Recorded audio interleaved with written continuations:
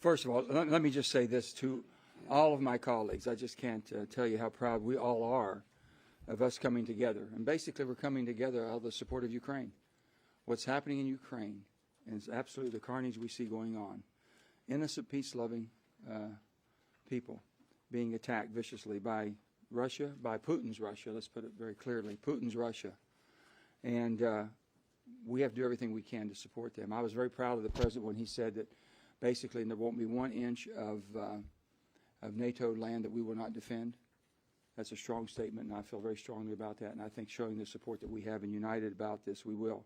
But one, what we can make no mistake, this is energy has become a weapon of war for Putin, and he's using that as a weapon of war. He's using it against all of Europe, if you will. But Ukraine is basically the catalyst of what he's doing. So what we're doing today is we introduced a bill. It's been dropped. We have, I think there's 18 of us, 9 Ds and 9 Rs, that are on this piece of legislation that basically bans the Russian Energy Imports Act. That's all it is. We're banning Russian Imports Act. What we're banning is basically petroleum products, crude oil, LNG, coal, mostly all fossils coming into the United States and whatever they should be. It's an impressive group that we've put together here, but we're also united. And basically, if we can't show the uniting support that we have for Ukraine and backing Ukraine and making sure our allies, NATO allies, know how supportive we are and that we're united behind them too and protecting them, if we can't do that here, that's going to be very hard to have them holding lines together, and that's been always my concern. I've said this as a young person. I think I'm the oldest person here. No. Let me just say, I've never been more concerned since the Cuban Missile Crisis. As a young 15-year-old, I remember that vividly. And man, we were scared, I mean really scared that what could happen because we knew the effects of a nuclear war. I'm as concerned now about what this could escalate into if we don't do what we're doing now and stop. And hopefully he will understand the economics of this to his country and the detriment to his own country and Putin. So with that, I think we can show solidarity here, but also we can make a difference. It also shows you the fragility of the energy in the markets around the world and what we're dealing with. The United States has the ability to backfill and help all of our allies around the world as they use this energy as a weapon. But we have to make sure that we're doing ours. We do it cleaner than anybody else. We do it in a better fashion than anybody else. And we have the ability with the reserves to do much more during this crisis, time of crisis. So I hope we all take that in consideration. So we're going to step up, and we're asking the government to step up. I've spoken to most of the largest CEOs, petroleum CEOs in the United States that basically are all over the world. They have markets over the world. They have their tentacles everywhere in the world. And spoke to all of them. And I asked them, I said, I want you to do everything you possibly can. They said, we have basically started aggressively pulling back all of our investments and pulling back all of our dependency on Russian products. That's great. I applaud them for that.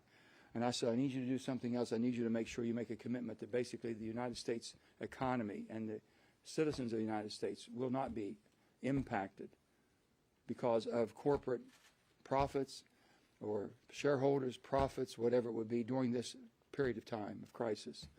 They all said this is a matter of national unity for us too, and I was very proud to hear that. So I'm going to say that everyone seems to be very much on board 100% and supporting this effort. So with that, I have no concerns that we should have any shortages right here. So the United States of America in 2019 was producing 12 million barrels a day, 12.3.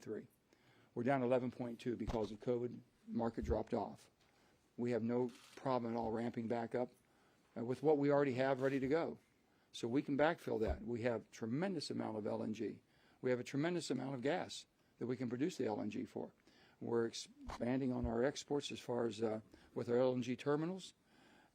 Germany is putting 2 terminals to receive LNG, so they don't have to depend on Russia. And it's up to us to make sure that we connect all of that together. So without further ado, I want to thank one of our co-sponsors, one of our lead co-sponsors, and everyone you see here. This is a bicameral event. You have House members and Josh Gottheimer and Brian Fitzpatrick here. And then basically the group that we've put together. So I'll bring Lisa Murkowski up at this time. And Lisa, if you will. Thank you. So it's good to be working with my buddy Joe Manchin on bipartisan things. There's been a flurry of bills that you have seen, ideas floated out there in the past week, bills that have been introduced. I think the difference with what you have here is this is bipartisan. This means it actually has some legs, and the fact that it is bicameral as well, I think, is one of the reasons why you've got so many folks that are gathered here today, because this is actually something that can make a difference, that can get Putin's attention. Senator Manchin has used the words, Putin is not afraid to weaponize energy. He's been doing that. We've seen it all along into this lead up. And there's been an approach and a policy from this administration that says we don't want to do that. We don't want to put that on the table. Well, I'm sorry, sir. It's already on the table, and it's been put on the table by Putin. And so what can we do to respond? Well, I will tell you today, our message should be pretty clear and pretty simple.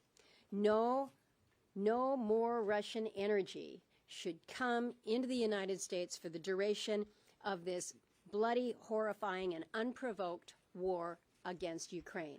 So this measure is in direct response to what Russia is doing with the bombing of the schools and the hospitals and the apartment buildings, forcing the Ukrainians to flee their country, killing the innocents that remain, and using some of the worst weapons in the world and indiscriminately to do it. So these are not just acts of war, they're war crimes.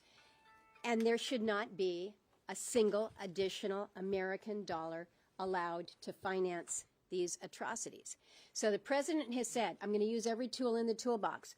Mr. President, this is a tool. This is a tool. The one tool that might just force Vladimir Putin to sue for peace here. So we've got an opportunity here to address this. We in this country can move today to ban Russian energy imports. So we know that we've been bringing crude oil, Russian crude, into this country and oil products. But we've been seeing those numbers drop. Back in 2021, everyone's looking at those numbers. It's about 700,000 barrels that were coming in. We've started to see companies that are basically self-sanctioning in light of Russia's activities. According to EIA's preliminary data, U.S. crude imports from Russia were near zero at January. So to Senator Manchin's point, we can backfill all of this, but I think people need to kind of put it into context in terms of how much we might need to step up. I'm confident that we can fill the supply gaps by American production along with our allies in Canada, for instance. So I would urge the president, take your counterproductive policies like taxes and royalty hikes, take them off the table. Give the industry the confidence that it needs to be producing more. He might not want to hear this, but I think the most important step that can be taken right now to lower domestic gas prices, because that's what everybody wants. How are we going to get the prices down? It's almost psychological in nature. He's got to change course. He's got to embrace American energy. He's got to tell the public that he's doing this. That's going to do a lot more to calm than some temporary SPRO sale. We've seen that. You don't get much mileage out of that in terms of reduction in the price. You don't see it calming the markets. So to me, this is clear as day. We are not going to send Russia any more U.S. dollars to help them kill innocent people. This bill will do it. It's bipartisan, it's bicameral, and it needs to move, and it needs to move today. So let's go to the other side of the House here. Josh Gottheimer. Thank you very much. Thanks, Lisa. Thanks for inviting us over. We will leave within a half hour. Don't worry. Thank you, Joe, for inviting us, and Lisa. Thanks very much. And it's great to be with all my colleagues and with Brian Fitzpatrick, who's co-chairman with me of the Problem Solvers Caucus. You know, in times of great distress at home or abroad, we have always done best when we've stood together as one nation with our allies. As Putin's forces continue their brutal invasion to the Ukraine, the United States must stand strong against the Russian dictator. So we're joining together today to cut off Putin's largest revenue source and to support America's own energy independence and security. And we're joining forces both across the aisle and, as Lisa said, across both chambers to lead bipartisan, bicameral legislation to ban Russian oil and petroleum from being imported to the United States. And as we're announcing today, and as I'm here with Brian Fitzpatrick, who I mentioned as co-chair of the Problem Solvers Caucus, we plan to bring, not only lead in the charge in the House, but of course to bring it to the Problem Solvers Caucus for consideration. We've already taken critical steps. The Commander-in-Chief has responded quickly and aggressively to the conflict, rallying together with our NATO and democratic allies, helping build an international coalition to counter Russia, support Ukraine, and protect democratic values. We've shut down Putin's access to assets in the United States and sanctioned Russia's major banks. Important first steps, but to truly deter Putin, we need to do more. Just today, my home state of New Jersey, there, the governor, Phil Murphy, signed an executive order requiring all state agencies to temporarily revoke any contracts, permits, or licenses currently issued to companies controlled by Russia or Belarus. This is the type of impactful action we need. But now, despite widespread condemnation of Russia's actions, the United States must do more. And we have to continue to do more to import as well more than 500,000 barrels of oil each day. That must stop immediately. By banning the import of Russian oil here in the United States, we have the opportunity to work with our allies to stabilize the energy market across the world, safeguard our nation's energy security, and boost our own energy independence. It's time to ban all imports of Russian oil. And the U.S. and our allies have already announced the initial release of 60 million barrels of oil from the Spro. Obviously, we've got to do more. Now's the time to act together, here at home and with our allies abroad, and ban imports of Russian oil. And we stand strong. We're glad to hear positive feedback from the Speaker on this effort. This is a moment for people who love democracy at home and around the world to unite, and that's what we must do as Democrats and Republicans here in the greatest country in the world.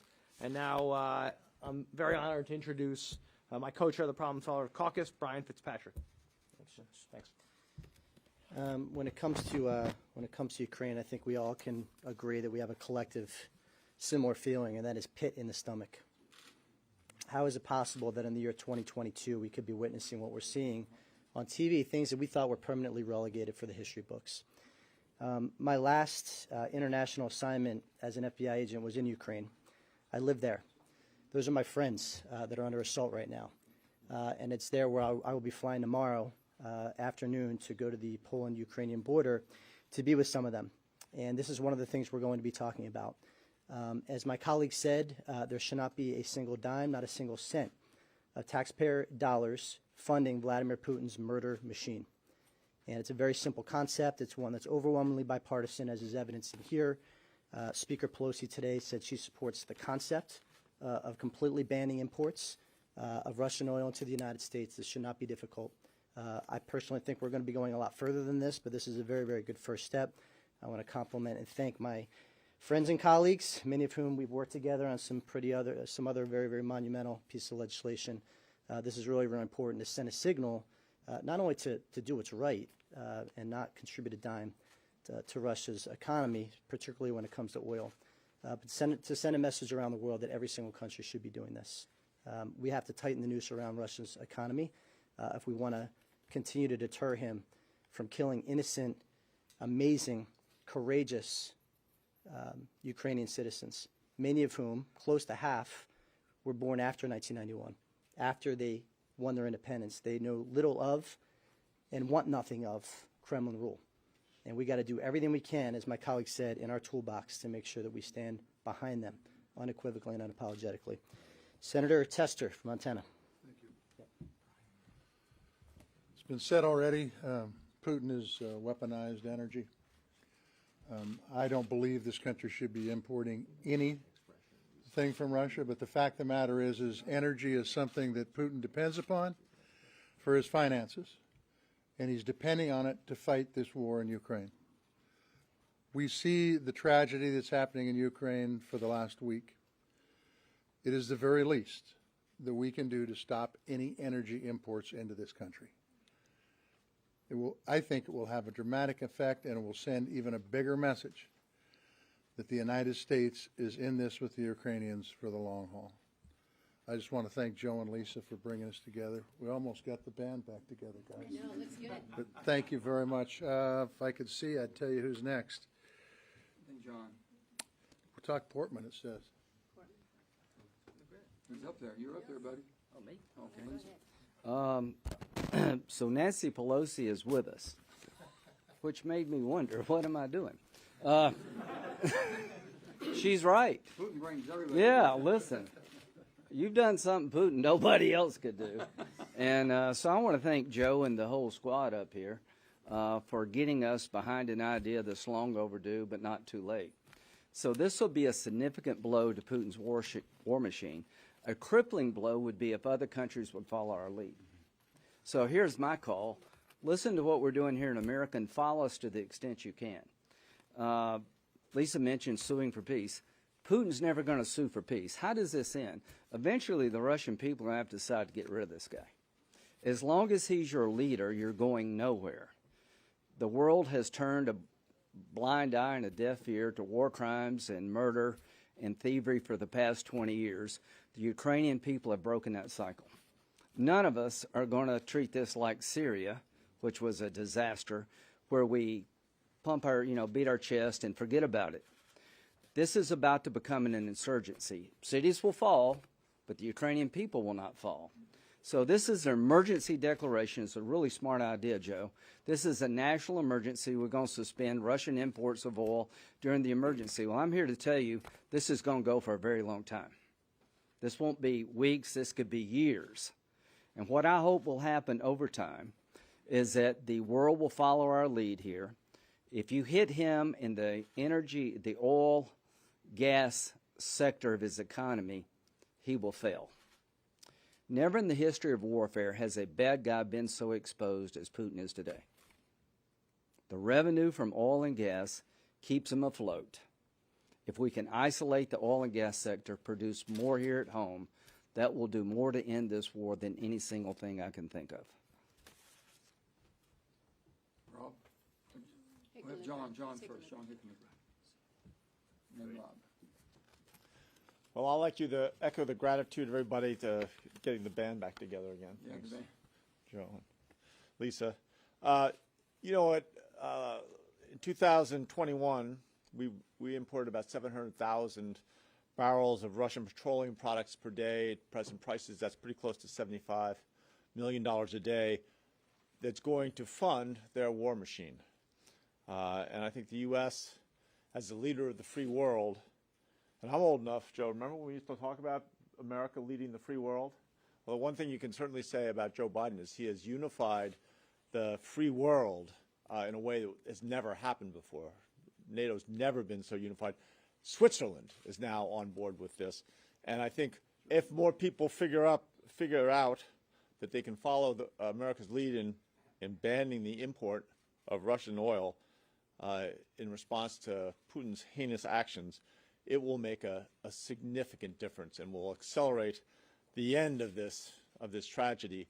My beef, and I have a very good friend in Denver who did 2 years in the Peace Corps in Ukraine. So he's been talking to me for the last several months. And the beef is not with the Russian people. It's with Putin.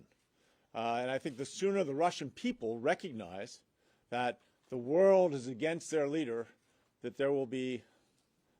that opportunity will come and there will be a change. But until then, we've got to do everything we can in this country to make sure that we cut off those imports. It's going to accelerate the transition we're already seeing from into sun-driven energy and wind-driven energy, water-driven energy.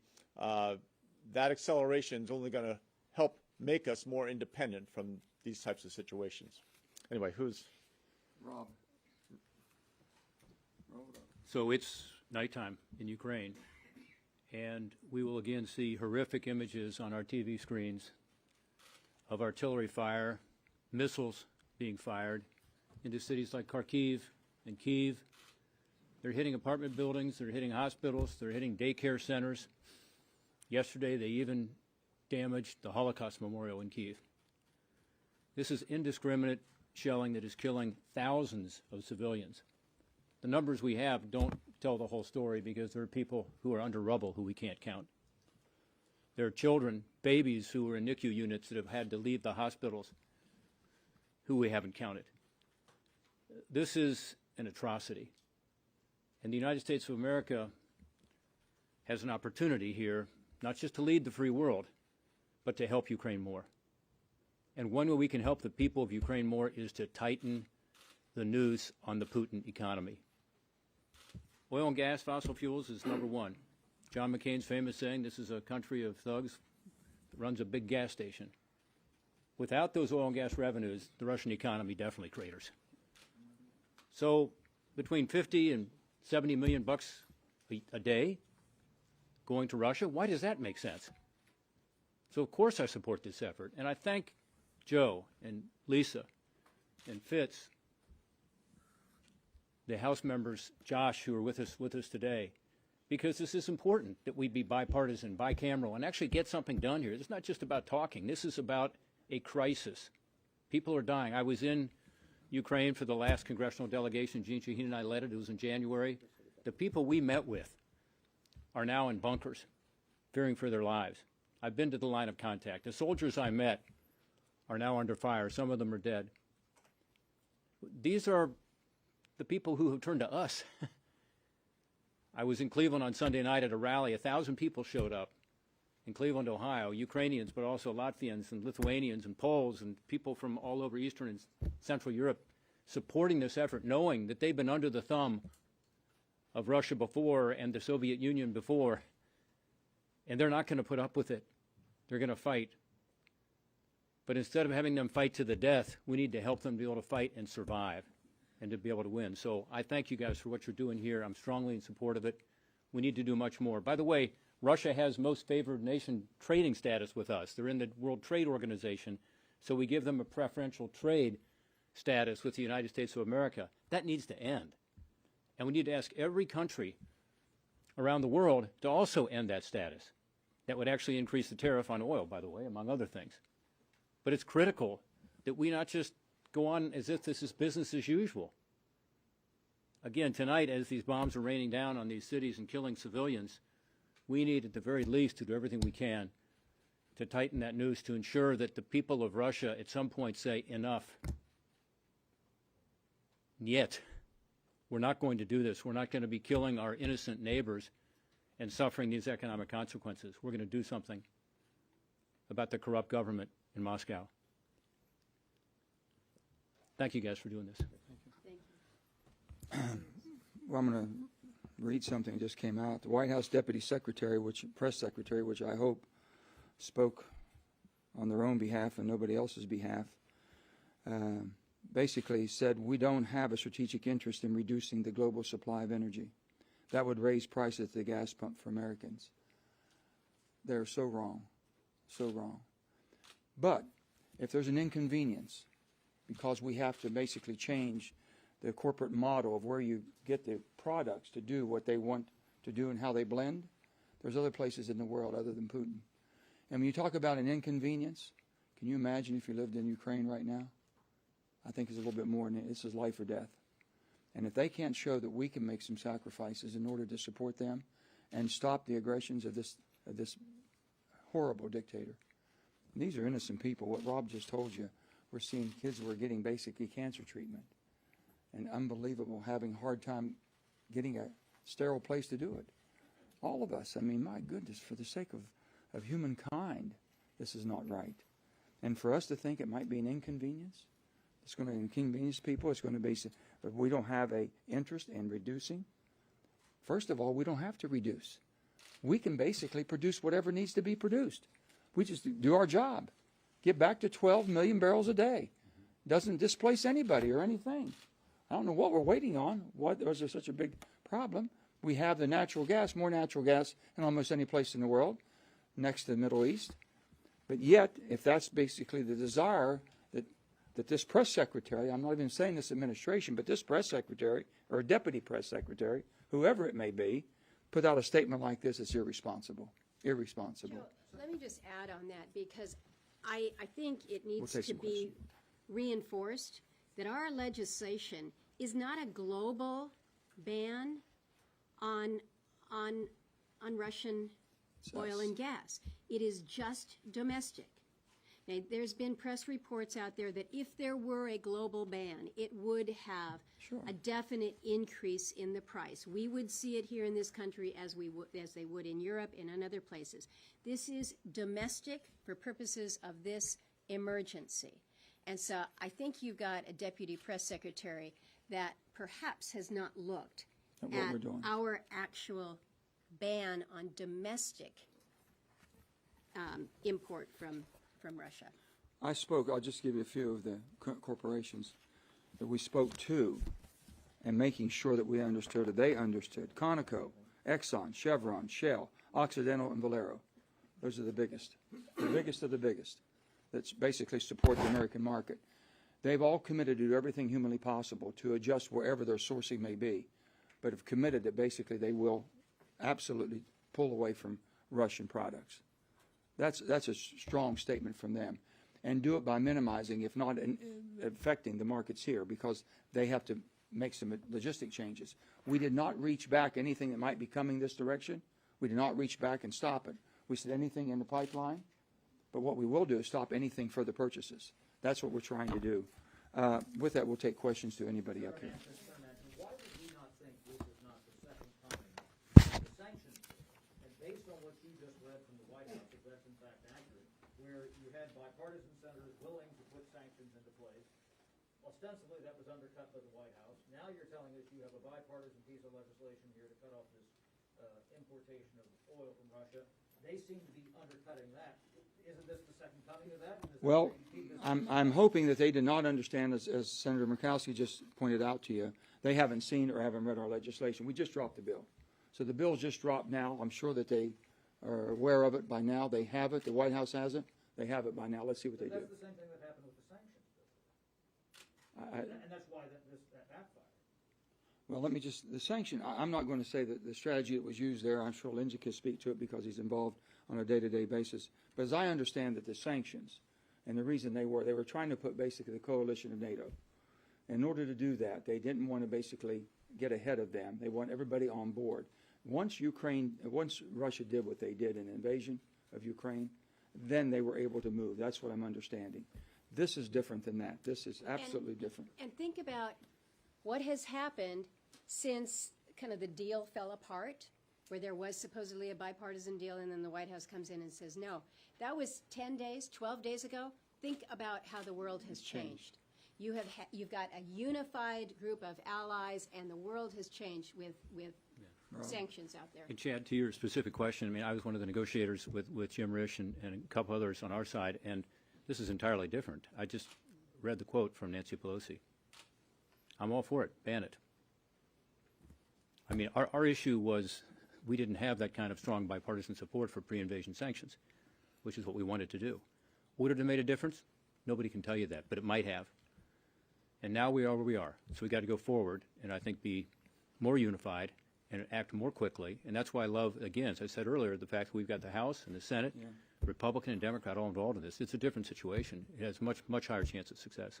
You had your hand up. I'll go there, and then Garrett, and then we'll jump right around. What share of responsibility do Democrats have in this? Gas prices have been high since before Russia invaded Ukraine, and a lot of the policies that President Biden put in place got us there. So at this point, at what point would you push the president to reverse some of these policies, whether it's killing the Keystone Pipeline, banning drilling on federal lands, among other things? Sound like you're on my staff. We've been pursuing this. We really have. We have to have an all-in energy policy. There's no doubt about it. And I think what we see happening and what has happened in the last 2 weeks is something beyond our belief. We didn't think this would go to this event. We thought it, basically, with the might of that military, everyone would have backed down. We've seen the strength of freedom, of peace-loving people with freedom. We've seen that strength. We've not seen that type of backbone for a long time in the world. It's people willing to stand up and put their life on the line. Can you imagine putting your wife and your babies on a train for safety and you're going back in? Or people coming over, or Ukrainians that basically are going over there to fight now? I don't think anyone ever thought that would happen. So we have to rethink. I would hope the administration would. We're going to be talking to them in I think, very civil tone that basically this is a time for America to stand tall. You know, they depend on us. The world depends on us. Energy has been weaponized. We have the ability to basically counter that weapon. We really do. And that's what we're asking for. If we're asking, and I've never seen NATO. I never thought that in all honesty, that Germany would actually pony up to the table for 2% of their GDP for defense. I've never seen Switzerland, I ever thought Switzerland would get off the bench. You know, God love them, they're just a peace-loving people, but enough's enough. If you've moved Switzerland off the bench, then we better get off the bench, I can tell you that. And we're going to be moving everything that we had a hearing today, as you know, on the FERC. Some decisions they're making, which we think is very detrimental to us and our ability to produce the energy independence that we need. If the president were to come before the American public tomorrow and give a speech saying that we in this country need to embrace the role that we can take on as a full energy producer, I think that that would do as much to send the signal to help calm the markets, to help address what we're seeing with the daily prices of fuel at the pump. But right now, the signal from this administration is we're going to keep ours in the ground and we're going to count on it from somewhere else. And now we're realizing we've been counting on Russia to help us with that. That signal needs to be uncrossed. I can't help myself. No. Too much here. No, I mean, your question is the right one, and you know, my view, I'm not speaking for everybody here, is this is about replacing Russian oil with American and North American resources that this administration has stifled, let's face it. And it's the executive order on public lands, it's the decision to stop the Keystone. Keystone, by the way, is 820,000 barrels per day. So more than all the Russian oil that has been coming in per day, even at its height at about 700,000. So there's replacement right there. Now, you know, that decision's been made. We are where we are. But there are things, Senator Manchin's absolutely right, we can do to just get our production back up to where it was. Finally, I've gotten a little heat on this issue from some folks saying that, gosh, that's bad for the environment, because if you cut off Russian oil, then we've got to produce more here. Are you kidding? Who thinks that the Russian oil is being produced in a more environmentally sound way than American oil? I mean, they've got methane flares all over the country. You know, you can go online and look at the map of the world, and you see the methane coming out of it. It's much dirtier in terms of how they produce it. Then they got to send it here by ship, which creates a lot of CO2. So the notion that somehow this is going to be bad for the environment if we cut off Russian oil, just the opposite.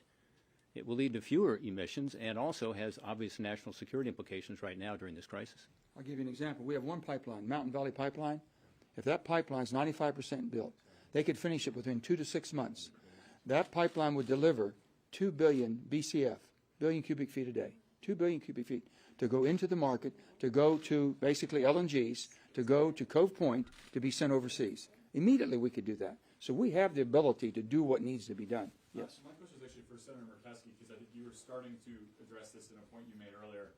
This legislation wouldn't take any oil out of the global markets. It's just a ban on U.S. imports of Russian oil. But because of it, energy markets are global. Somebody will buy all those barrels of Russian oil, be it India or China or someone else. So I guess in terms of punishing Putin, how does this do anything to do that other than keep our hands clean of buying his oil?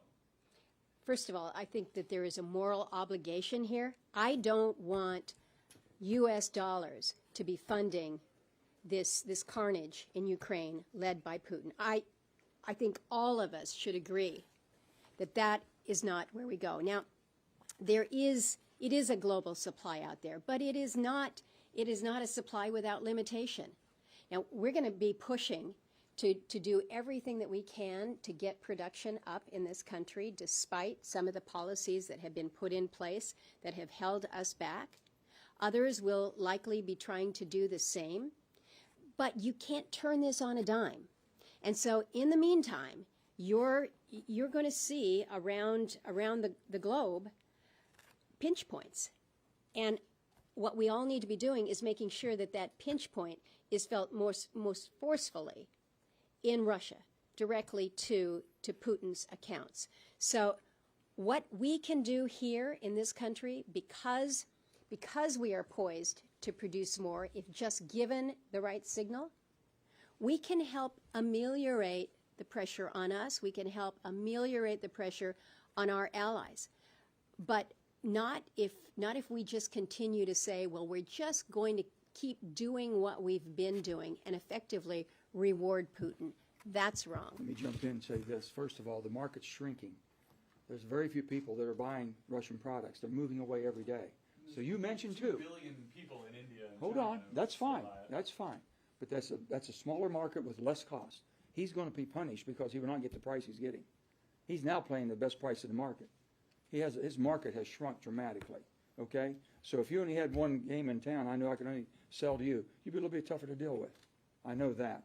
But with that, we're sending a very strong signal, and we're sending a strong signal to our allies too. We're not disrupting the world distribution. Is that the missing piece of it? Is this more effective if 20 other countries step forward and say they're doing this? Countries are stepping forward everywhere humanly possible. They need backfilled. We should be able to be that backfill, and that's what we're working on. And there should be the LNG. We're going from 8% up to 13%. We got to get there quickly. We can go further than that if we do. We have oceans of energy. We have to use that. It's a political weapon today. I mean, not a political weapon. Well, political weapon, it's more a weapon, period. A weapon of war is what he's using it for. And basically Nord Stream. It is more effective if you have others that jump in. But not everybody else has the ability to do the backfill. And so they're looking to us and saying, what Can't the you hell? help us? What are you sitting on your hands? You know, and you're Nord Stream. asking us to keep taking it from Russia? No. They're looking to us and saying, you've got the ability to do more to help all of us. So do it. Nord Stream It's 2 not just right us now. saying this. Nord Stream 2 is charged, okay? Ready to go? By the will of the Germans and the will of the Europeans, they shut it down.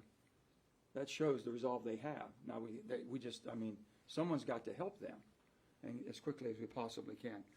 Let me say, I know we could go on all day long. I'm going to just, hold on one second. I really, and then afterwards, but I want to say, one second. I want Brian, basically, we've all heard, and our hearts go out, and I just want everyone to take a moment of thinking about the Ukrainian people, as we sat here today, and the safety we have and the defense of our country, and think about these human beings are basically thrust in a war zone to where their children are at risk, they're at risk, their way of life's at risk, their homes are gone. Think about that. That changed all in 1 week for you and me. And we had someone out there who's always been our friend. He said, man, I wish my friend come help me. I really wish my friend would come. That's really where they're at. Brian, why don't you, basically in his own native language, in your own native language. No, it's just before 10 o'clock in Kiev. Night has fallen. President Zelensky, Mayor Klitschko, members of the Rada, members of the press are all wearing Kevlar, if they can find it, carrying arms if they have them available. Ukraine's independence is 30 years old. They're a very young country, and we were a very young democracy at one point. Our democracy, as we all know, is 245 years old, and we're the oldest democracy on the planet. And Ukraine and the world are now seeing how hard it is to remain free in an era where evil is rampant across the globe. And for all of our friends in Ukraine, Slava Ukraina, as they say, the rallying cry, glory be to Ukraine. Thanks. Very good. Thank you. That's the right way to end it. Thank you. Are you confident that you can get 60 votes for this, and what kind of outreach will you Well, I think I've never seen anything more bipartisan support than I've seen for this in a bicameral way. That quickly. That quickly, we did it one day, and basically when you have Nancy Pelosi saying this is something she would support. Wait a minute, hold on. It means reducing reliance on foreign oil. Does that add any urgency in your view to kind of deal with your party on a reconciliation bill that contains a lot of the clean energy tax credits that you said you've been in favor of? Oh, no, we're willing to talk about anything. The bottom line is the production of fossil fuels right now. I mean, wind and solar is not going to put natural gas over there. And, okay, we have to be realistic what we're trying to do here. The bottom line is we can go from 11 million to 12 million overnight. Overnight, if they just let us. We can build a pipeline in 2 to 6 months that gets 2 billion BCF. We can do that. But the people that are fighting and taking to court all the time, and basically the administration, needs to step up and help us on that. And absolutely, we have to go forward with our climate solutions. I'm all for that. I've always been all for that. But it's not all in policy. I'm not going to throw one out to win it for the other. You need the horsepower to run a country. You need the horsepower to be the superpower of the world and be able to have your allies depend on you. And we haven't been there for that. We've throttled back and never throttled back up. That's all I'm saying. And I'll just say this for my own. I would gladly, if ever was a poll being taken, they said, Joe, would you pay 10 cents more a gallon to support the people of Ukraine and stop basically the support of Russia? I would gladly pay 10 cents more a gallon. Senator Manchin, do you think people will feel that way after they've been told for months by everyone in Congress, inflation is attacked, it's a heavy burden? Inflation is attacked. This is war. Will people believe that? I have to ask them. Take a poll.